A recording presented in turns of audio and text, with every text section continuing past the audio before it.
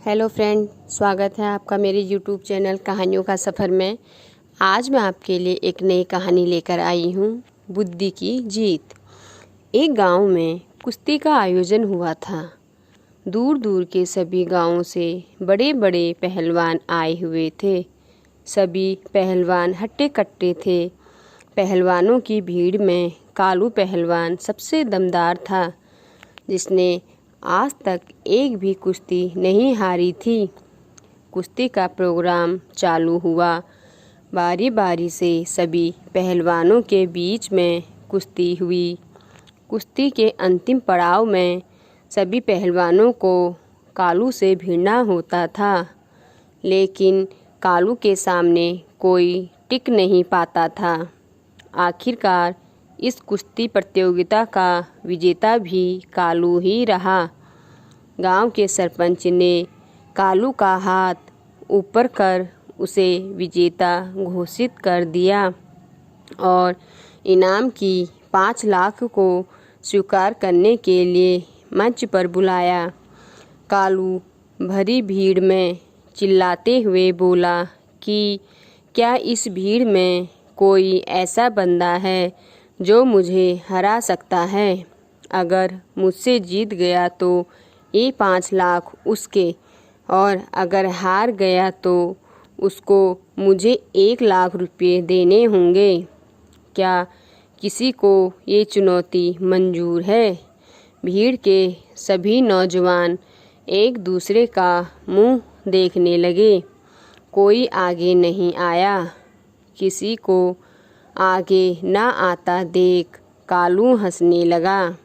तभी एक दुबला पतला आदमी आया और बोला, मुझे तुमसे कुश्ती खेलनी है।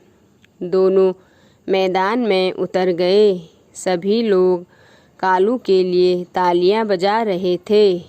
किसी ने गुल्लू का नाम तक नहीं लिया। अब गुल्लू और कालू के बीच कुश्ती शुरू हुई। गुल्लू किसी तरह से खुद को बचाकर आगे भाग रहा था। सभी लोग गुल्लू की मूर्खता पर हंस रहे थे।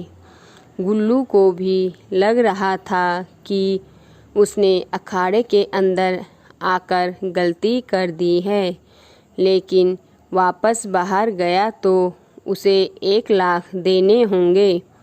गुल्लू ने अपना दिमाग चलाया और चालाकी से उसको पीछे से पकड़ लिया और कालू को खूब गुदगुदी की। कालू ने किसी तरह उसको छुड़ाया और सामने ले आया। अगली बार जैसे ही कालू ने हाथ उठाया, गुल्लू ने उसके टांगों के नीचे से निकलकर उसकी टांगें खींच दी और कालू गिर पड़ा। भीड़ अब गुल्लू गुल्लू करने लगी। कालू ने अपना होश खो दिया, लेकिन किसी तरह वह खड़ा हुआ। एक बार फिर दोनों आमने सामने थे। एक बार फिर गुल्लू ने कालू की टांगों के नीचे से होकर घुटनों के बीच दे मारा। कालू गिर पड़ा और फिर खड़ा नहीं हुआ। सरपंच ने गुल्लू का हाथ ऊपर किया और उसको विजेता घोषित किया। शर्त के अनुसार गुल्लू 5 लाख जीत गया। इस कहानी से हमें यह शिक्षा मिलती है कि बुद्धि के आगे बल को झुकना ही पड़ता है।